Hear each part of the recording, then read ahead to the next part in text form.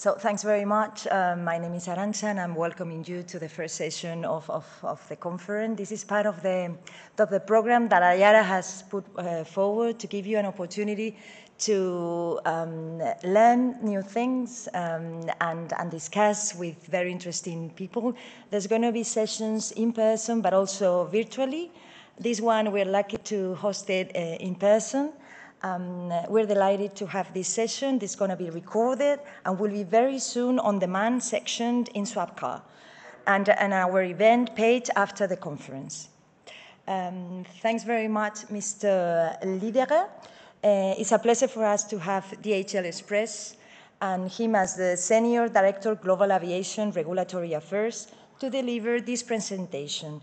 This session will give an overview about DHL Express operation with a special focus on overnight operations that relied on night slots. And with that in mind, thanks very much and welcome, Mr. Liederer. Thanks very much.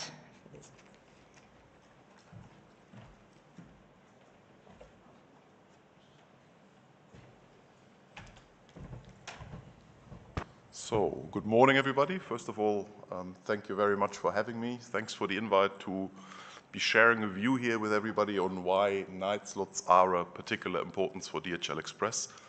I'd also like to invite, shall we say quickly, Peter Hickisch, who's sort of our head of delegation in terms of any, shall we say, specific nitty-gritty slot details. Peter will obviously be here for the remainder of the week, so in case you wish to discuss or you want to use the opportunity outside of myself, Peter, if I can say it like that, is going to be your man from a DHL Express point of view. So as I said, thank you very much for having me. I mean, we'll get right into the presentation, and what I've prepared is a little bit of an overview in terms of the sheer scope and size of the DHL Express operation. Why? Because it's important. Once we'll be getting into network aspects and slot aspects, you get a little bit of a feel for what this is. Because I always get asked the question, well, you keep telling everybody how big this is, but you never show up in any statistics, whether it's IATA, whether it's ICAO, whatever it is. And the answer is very simple. We work with a conglomerate of airlines. So by definition, DHL Express on its own is not an airline. But we obviously own and partner with a multitude of various AOCs around the world. So if you were to actually put it all together, and this is what these numbers hopefully help to illustrate, it's on the bottom right, the number of dedicated aircraft that actually fly for us around the globe.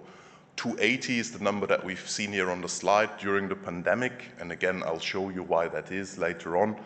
The number recently, or the most recent number, now reads about 340. So over the past 2 years in aircraft count alone, if you do the math, we've experienced a very significant growth, which obviously has its challenges, particularly also in terms of slots, and we'll get into that later on in the presentation. A couple of other, let's say, fun facts maybe, if you look at the number right next to that, which is the 286 million shipments. So obviously our system is geared around business days, so we're not necessarily, shall we say, so interested into the weekend, because on weekends we don't deliver to customers. So if you consider 255 business days in a year, that basically makes it round about, rough cut number, 1 million shipments a day that we're confronted with transporting through 220 countries and territories. So again, just to give you an idea of scope, I know there's a lot of companies out there who are very proud in terms of the HPs and others that say we're in 40, we're in 50, we're in 60 countries. Well, that's all nice and good. If you have to be in 220, it's just a whole different ball game in terms of internationalism and what it actually requires to be in all of these countries. What do we do?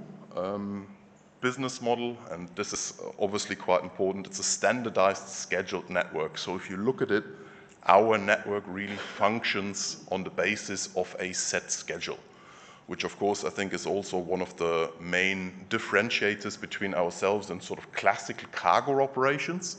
Because if you look at the cargo aspects of things, as long as you fly on an airport-to-airport basis, you're normally, shall we say, delivering your goods and shipments. For us, it's a little bit different, and that's what I try to indicate here also with the, shall we say, timing indications that you see on the right of the slide in terms of the delivery commitments that we actually have by time. So that's really kind of the key differentiator that sets us apart from a classical cargo operation, but equally, if you sort of want to make the comparison, from passenger operation also, because we're not on an airport-to-airport basis, we're on a door-to-door basis. So the particular issue that is also very relevant in terms of slot allocation or the slots that we're actually requesting is that we also have to take into account when do we actually pick up from the customer, and obviously once we land at a particular location, by what time do we actually need to land so we're in a position to deliver to the customer. And you see on the right a couple of products, internal terminology, so don't worry about that. But the importance here is the timestamp. So if you book a pre-9 service or a pre-10:30 service, your expectation as a customer naturally is that the shipments are delivered at that time, and that's also what we guarantee and what we stand for. Well, I'll show you later on a very practical example as to now why slots, in particular night slots, are so important, because obviously, to deliver before 9 or before 10:30 or even before 12 o'clock, well, it's not good enough to arrive anywhere at 11 a.m. when there may be a day slot possibly available. So that's a little bit framing our problem in terms of the business proposition that we have. In terms of size, again, we're not shy to articulate that we're the global market leader in terms of express deliveries. So if you look at the landscape, TNT has now fully been absorbed into Federal Express. So you're basically talking the big three, the UPSs, FedEx and DHL Express. We have, based on, obviously external studies as well, 40% of the market. We are the market leader in Europe, particularly in Asia, with a market share of greater than 50%. And of course, if you ask me, well, where does UPS and FedEx sort of have a dominance, that's definitely in their home territory, which obviously is the US. All right, what obviously we've seen also, and I stick this slide in, particularly in light of the most recent 2 years that we've all been confronted with the pandemic. So we obviously have a scheduled network, as I think we've just demonstrated. And what we've seen entering into the network is obviously, vaccine shipments. So, the last numbers, you can read it there on the slide for yourself. We've done over 1 billion in the meantime since the pandemic started. And obviously the picture that's here to illustrate shows you a place just outside of Brussels, which is Perth. Why Perth? Because Perth is one of the production plants of Pfizer. So whilst we actually uplift any kind of vaccine on the shipment, it's a particular strong relationship that we have with Pfizer. As I said, 1 million doses flown to more than 160 countries, which I think is just there to help to demonstrate again the true, shall we say, international spirit being, wherever literally in the world you need to be, with all the issues that are associated with that. So you see a little bit of the flows there on the right as to how that distribution model works. I think the message that I want to leave you with, because I get this question also around the time, okay, what's the impact on a DHL Express operations, driven through the vaccine shipments? And people are very surprised when I say, actually, despite the fact what you hear in the media, the impact is actually not that great. And why is the impact not that great on vaccines? I'm not talking about PPEs or other stuff.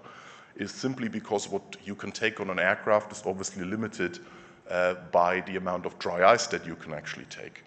So if you look at a classical movement, we're actually taking obviously up to the maximum of the dry ice capability that there is. But if you're asking me, because you see all these pictures in the media with half full aircraft of vaccines and all of that kind of, shall we say, interesting stuff, that's not generally what we do. We do smaller batch type distribution that is very fit for the network that we operate to all of this 160 countries that we've flown shipments with. We're obviously involved in the US COVAX program as well, the donation by governments, whether it's from the US or, we've had donations from Germany into countries such as Ghana, for example. But really, yes, this is accelerated, shall we say, the growth that cargo and the express industry has generally seen. But what we actually see in terms of the growth that I talked about in terms of 20% in terms of assets and aircraft is really more coming from the overarching trend of growing e-commerce. It's not so much this, while it's, of course, it's very important, and we're certainly, shall we say, very committed to delivering vaccines around the world. It's actually not such a substantial driver in terms of volume. The driver for us really is the phenomenal growth that we've seen on the e-commerce side of things.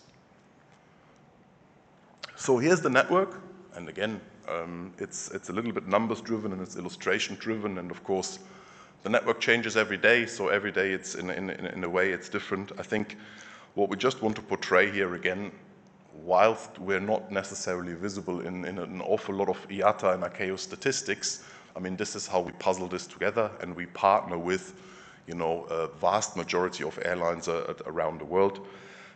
If you look at the network here, essentially the 3 global hubs that we actually operate at, to make the, shall we say, reference to slots again, is actually Cincinnati in the US, it's actually Leipzig in Germany, and it's Hong Kong for the Asia Pacific network, with what you can imagine from a pure hub point of view is obviously the most critical in terms of slots, just focusing around those 3 locations. We go to 500 airports, and again, if you ask me, yeah, but Tim, you know, obviously you're not going to 500 airports with your own aircraft. No, we're not. So the truth of the matter is that where we can afford to, we will obviously put our own aircraft. So you'll see the yellow DHL tails around the world. Where we can't afford to go ourselves, we will obviously buy belly space on passenger airlines to go to destinations that are either smaller in natural size, or sometimes even where we can actually get to customers faster, because there may be a direct flight between 2, shall we say, cities. Prime example, just to illustrate the point, would, for example, be Hong Kong to London, where, of course, our network is perfectly fit to serve that market. But if you put your material on a particular direct CAL flight, that's, of course, where you can be at your customer even faster. So you land at, you know, 6 a.m. in the morning on a commercial flight in London Heathrow, and you're in the middle of the banking district very shortly thereafter. So now, putting this all together, and I know this has been a little bit of a longer intro, so apologies for that, but this is basically how it all works, and to no surprise, the example we're going to use here is actually a shipment to Rome, since we're all in Rome here for the conference. So what you see is actually the illustration of a shipment from Vietnam, from Hanoi, you know, via the hub in Hong Kong, and all these timings that you see here on the slide are actually local times. So you see that we're dependent on slots, and night slots in particular, at 2 locations of the journey, possibly even 3. And I say possibly, you know, when I get to that, but you see on the very right in terms of Hong Kong, you know, a sort that sort of starts around 2300 local time with a facility that we fully own and control. Once all of the inbound flights from the various Asian markets are processed, the deliveries of our, you know, yellow aircraft, as you see the illustration here in the middle, obviously happen after the night. They fly to Europe on various different routes to reach the hub location, Leipzig. And here again, you know, we're dependent on the night, because there's another night sort operation that happens locally on the ground in Leipzig. And obviously only once you can perform those 2 sort operations, you know, you are in the position, you know, it's depicted here as a 7 CET import in Rome. But of course, this is where the 3rd correlation to a possible night slot is, because, you know, to import your stuff at 7 in the morning in Rome, you will have obviously landed, you know, a lot earlier than 7, you know, departing out of Leipzig classically around 2, 3, 4 in the morning, subject to how the hub configuration is on that night. And again, once you arrive, I know I'm repeating myself, but I'd like to make the point again. You know, it's not good enough to arrive. You also have to put the material in a courier van. You have to drive where you need to be to actually, at the end of the day, make your delivery promise, which could be at 10:30, it could be a pre-lunchtime, or obviously anything else that the customer will have booked. So I hope this really drives it home in a way to see, the criticality or access to suitable slots in general, because we can only operate a hub sort, once obviously we actually have not a single flight, but a multitude of flights connecting to the same sort. And the same then obviously happens on the departure. And as you see here on this picture, we have a night requirement in Hong Kong, we have a night requirement in Leipzig, and we have a very early AM arrival of the final leg of the journey, which is the ultimate aircraft making it to Rome. So night slots and aircraft noise, again, you will all be aware of the ICAO balanced approach. And of course here, what's important to us, that it gets translated obviously in Europe. We're at the European conference here through EU Regulation 598 from 2014. That sounds a little bit complicated. It's not complicated at all. What we just like to, shall we say, make, clear, or obviously have a little bit of a better, shall we say, knowledge about, is that there's essentially 4 elements that make up the balanced approach. And whether you use ICAO or EU terminology, basically, as you see here, if we focus on the left on ICAO, we're talking about reduction of noise at source, which is very obvious. This is where the aircraft manufacturers play a role. So, the less noisy or the less emissions aircraft basically produce, of course, the better it is, for the environment, the better it is for airport communities, and the better it is, I think, for all of us from an overall green approach. But of course, there's a couple of issues, and particularly for freighter operators, the choice of aircraft is actually fairly limited. If you look at the sort of large-scale wide-body aircraft, basically, since very recently, Boeing's essentially had a monopoly. There was basically a 747, which is, let's be very honest about it, older generation or older technology aircraft with 4 engines. And if you wanted to be in the twin engine market, there was just basically one model for you to choose from. You will all be aware that now there's talks at the, shall we say, at the Dubai Air Show about what Airbus may do in their commitment in terms of large wide-body freighters. We welcome that development, but from a general point of view, I think the point really here on item number 1 is we have a limited choice, which I think is important to understand, because that obviously A, limits your options, and B, it puts a little bit of cap on what it is that you can do. And when you obviously talk about wide body, that's one piece, but when you talk about narrow body or sort of the classical intra-regional aircraft, which are sort of more the, shall we say, 767, 757, A330, A321 type size, again here, there is not really a lot of choice in terms of freighters. So the approach that we've taken from a DHL Express point of view, that we're very, active in the conversion market, simply because, if you can't buy a freighter, off the shelf, well, you need to go about and sort it out yourself. So we've been pioneering, for those of you that may remember, 757 conversions. Of course, the life cycle of a 757 is coming to an end, but historically it's just to demonstrate to you in terms of what we had to do to basically, serve the regional networks. So we've essentially, recycled, for the sense of the word, almost the entire British Airways 757 fleet when that came, available on the market. We've had a similar project with the A300 that essentially came available from JAL, Japanese Airlines, was converted. Still, we fly some of these units today. And obviously, we've also been the first guys to have a conversion out there with the A321 program, which now flies in the European network as well, also all P2F conversions. So when you then look at point number 2, which is the land use planning and management, which really talks about the infrastructure or the surroundings of airports, and obviously we understand as well this is not a very, shall we say, easy topic for communities around airports, for land developments, for new runways, bigger taxiways, whatever the airport infrastructure needs. But what we just like to point out, this is part of the ICAO balanced approach that's also been transferred, obviously, into European law. Point 3, noise abatement procedures. So we have various, shall we say, examples around the world where we technically, or let's say artificially, lower the MTOW of our aircraft. Why would you say, does that make sense? Well, it makes sense because, of course, the less MTOW you put on a runway pavement, the less noise you're going to emit. So there's various airports, particularly around Europe, where that has been a BDP, I guess, in some true sense of the word, because we are definitely not shying away from the responsibility that we obviously carry.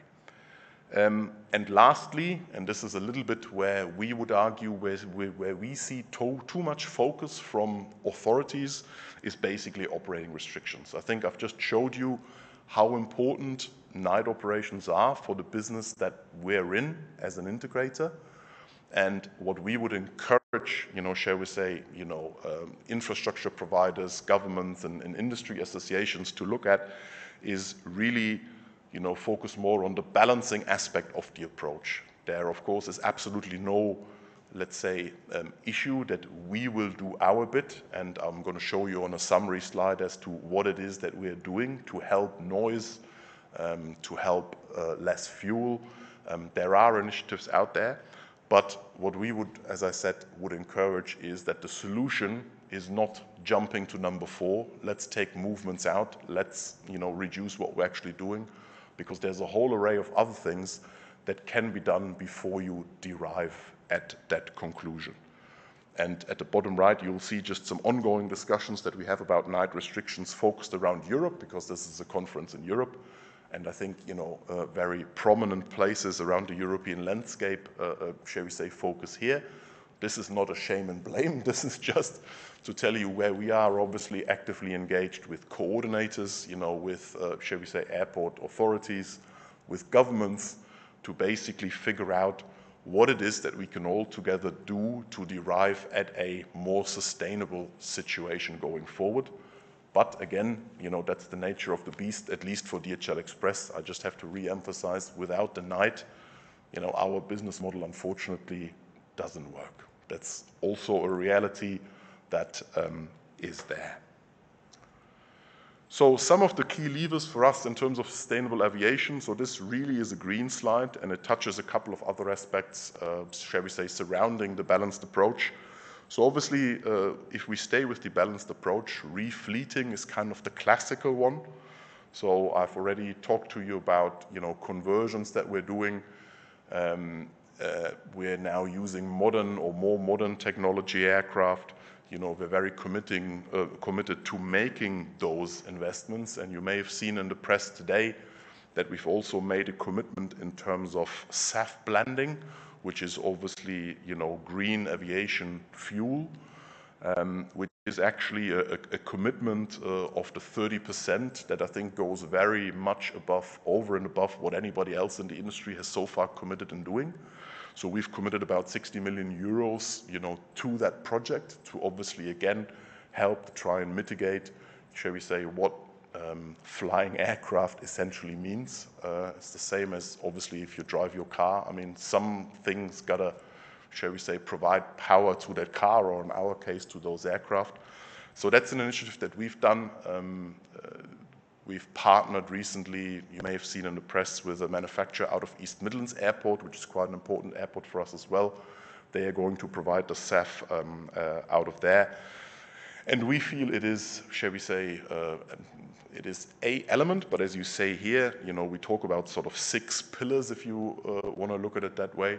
And it's a little bit the same as the balanced approach, right? We know there is not the one-stop shop solution that will fix it all.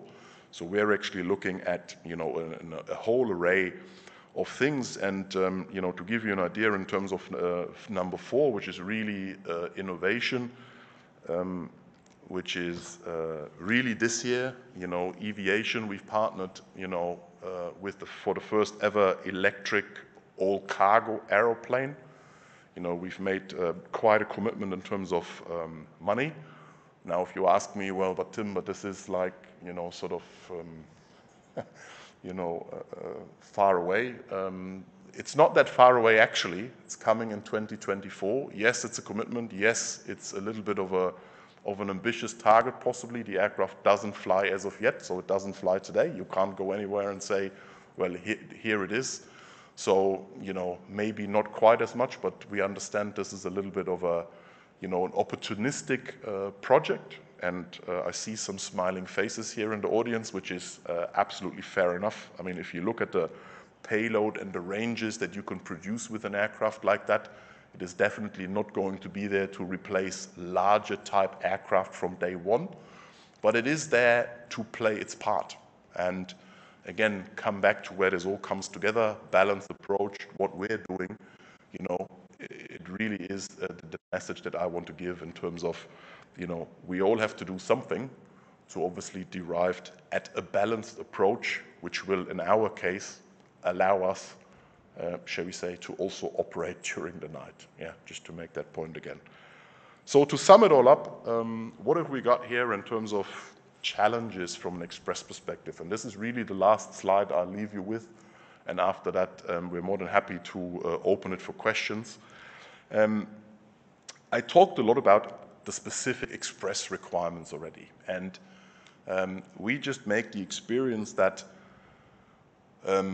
airports, coordinators, other industry players don't necessarily understand the link that we have between air transport, the facility, and land transport. I mean, quite a common argument, of course, is, well, if you can't get access to a certain slot at a particular airport, well, you just go to a secondary airport that may be a little bit further out.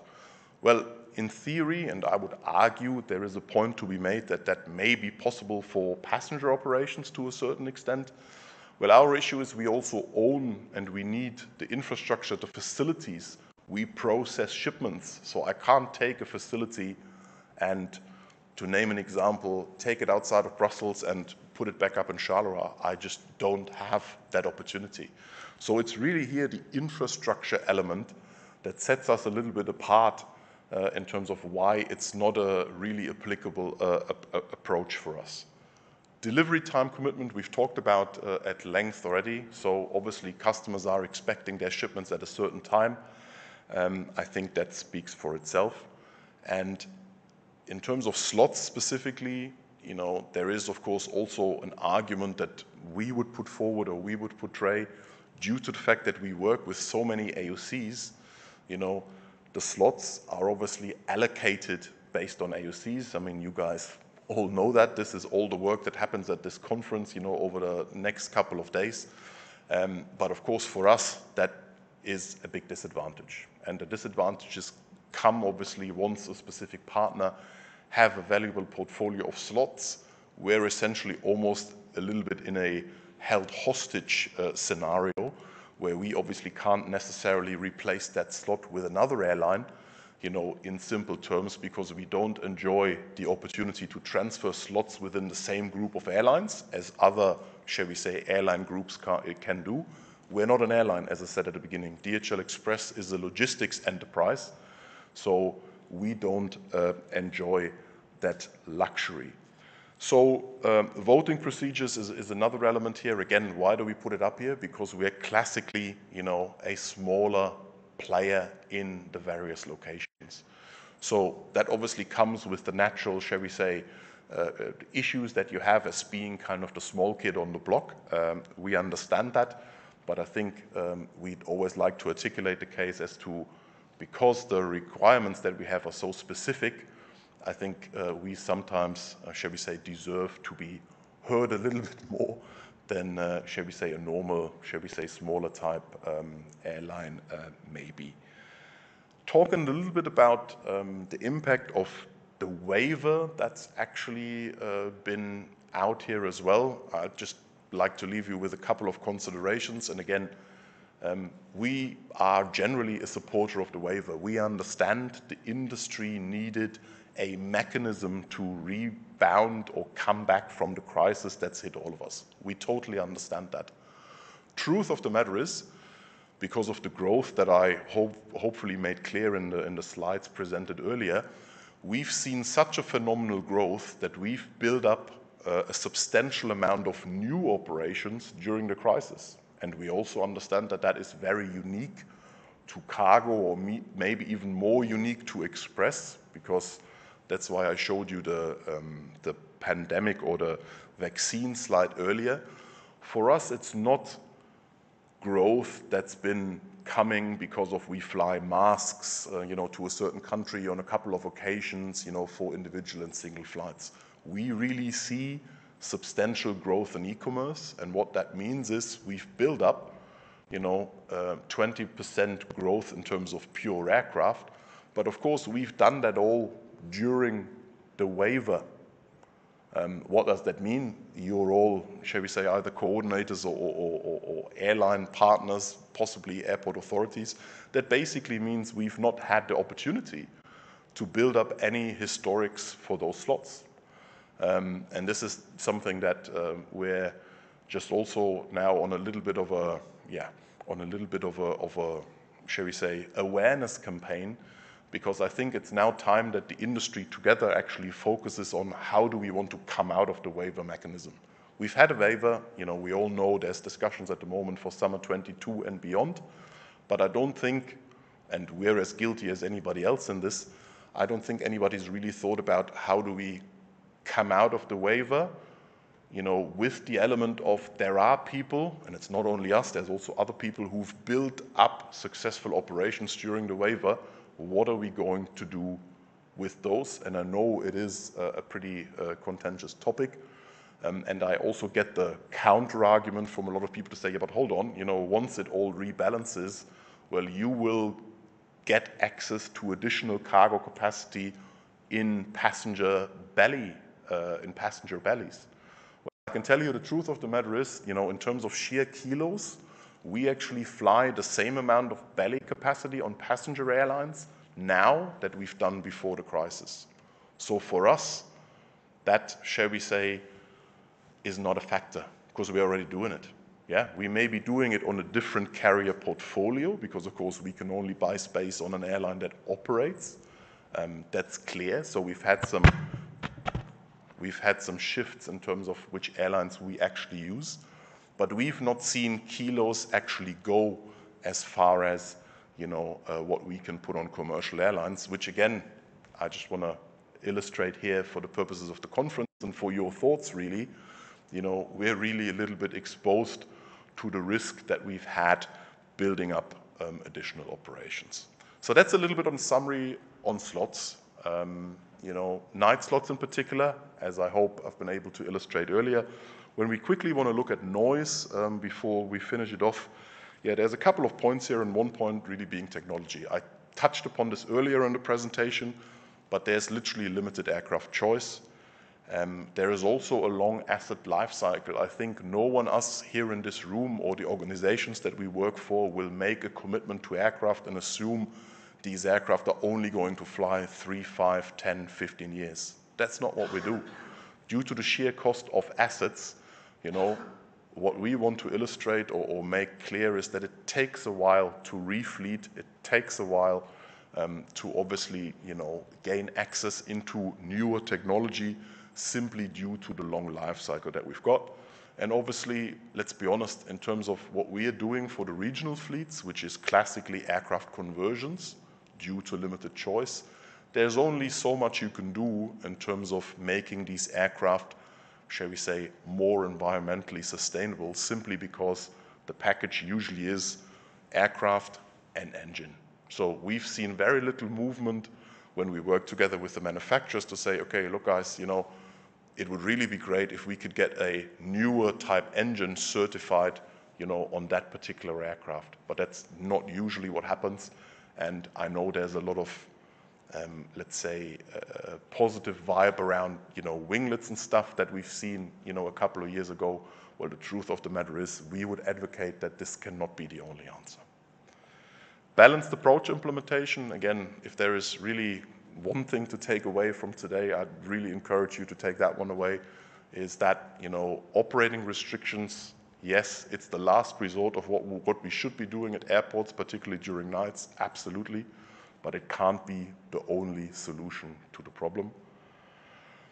Management approaches in terms of noise, movement limits, QC systems and pooling, we all understand how that works. We all, shall we say, are willing to play our part, but what we are sometimes lacking in various procedures around airports around the world is, of course, the element as to how do efficiency gains get reflected in those systems, and equally around movement limits. So a limit of 20 for movement does not take into account how noise or fuel efficient the aircraft is that you bring in during night, not necessarily. And I'm not saying that equally applies everywhere, but those are sort of points where we believe are cases to be made on a balanced approach basis, where night operations could be sustained, with obviously more modern, aircraft technology approaches. And last but not least, we've of course got admin issues here as well. As we perceive it, noise is a very subjective, a very personal, shall we say, perception of what noise means, what level of noise is acceptable, what is not acceptable. And of course, as we talked about earlier, reduced MTOW procedures, we've done a project years ago demonstrating a perfect flight. So if the infrastructure in terms of air traffic control would equally be at a level to support more direct routings, continuous descent, all these kind of good things, we also feel that there is a lot that could be done, which is not necessarily, shall we say, a burden that can just be put on operators or logistics companies such as yourselves. So with that, I'd like to leave you with, I'll say thank you very much for listening. It's been, I think, very enjoyable from my side, and I'll very happily open it up for questions, because I think we've got a bit of time left. So thank you very much.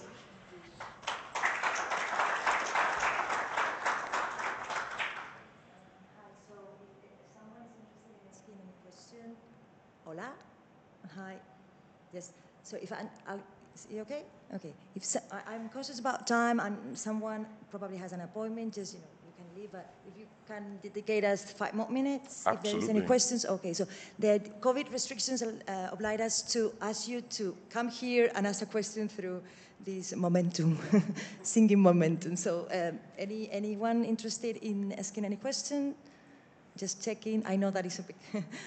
Okay. Would you mind to come and ask questions? Thanks very much. Yeah, and if the question is too confrontational, we can obviously also do it separately as well.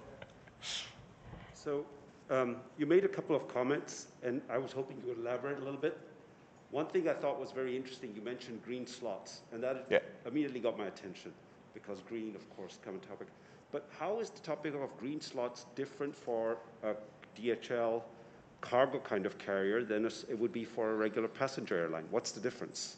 Well, I would argue it's different in 2 ways. The reality of the situation, as I hope's been clear, is that we're sort of in the second life aircraft market, particularly for regional operations. And if you ask me provocatively, I'll very happily, shall we say, ask the question for you. Well, this is only about money. Why are you doing it? So why you're not buying, shall we say, brand new aircraft also for your regional networks?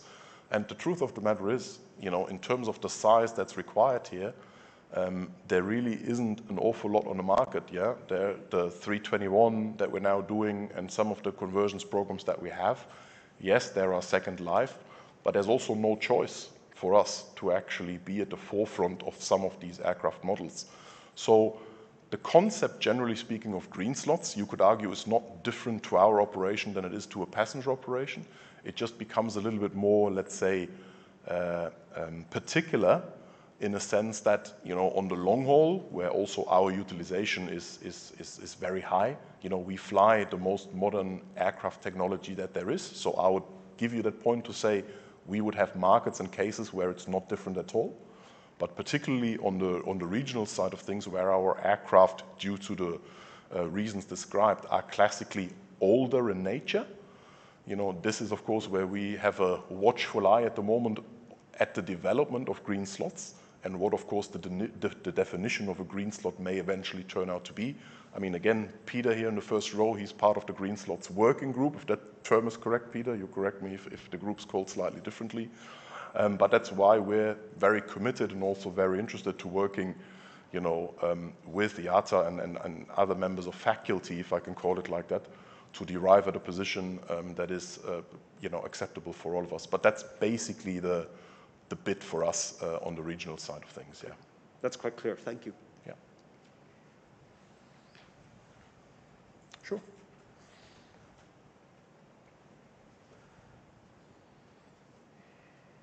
So, my question will be, you mentioned several airports, countries where there are the balanced approach. I'm from France, the French coordination. On your benchmark, knowing not the situation in Europe but around the world, can you give us some example of airports or countries who have quite well advanced in this balanced approach, and what would be your recommendation in terms of best practices? Yeah, is it part of the pricing? Is it part of the, I don't know.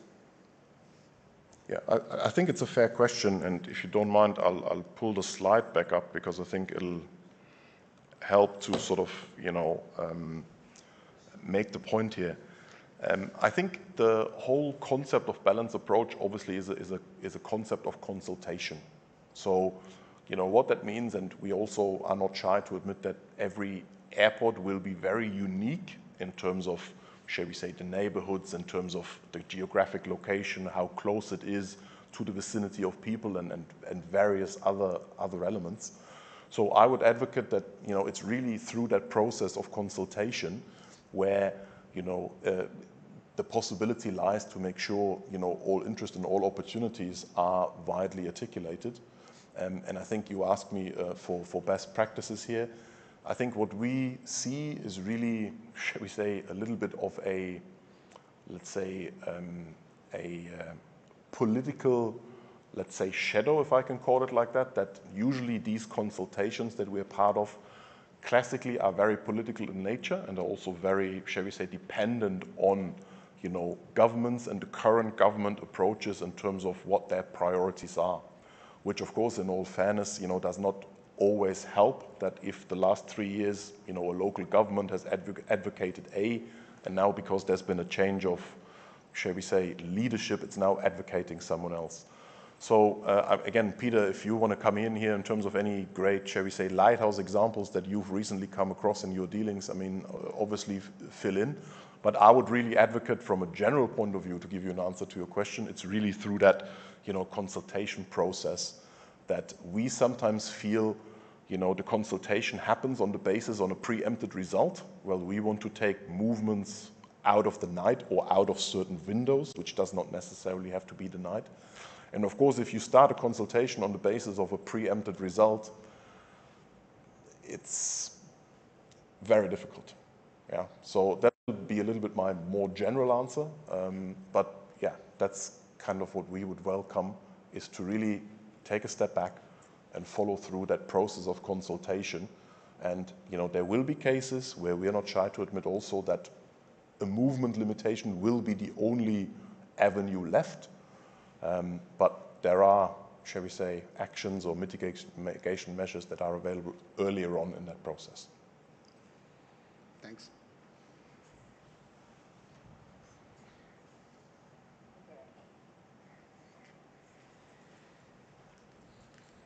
So I think thanks very much. It's been very interesting, and thanks for your questions, attending, and I wish you a wonderful rest of the slot conference. Thanks very much. Good luck. Thank you, everyone. Thank you.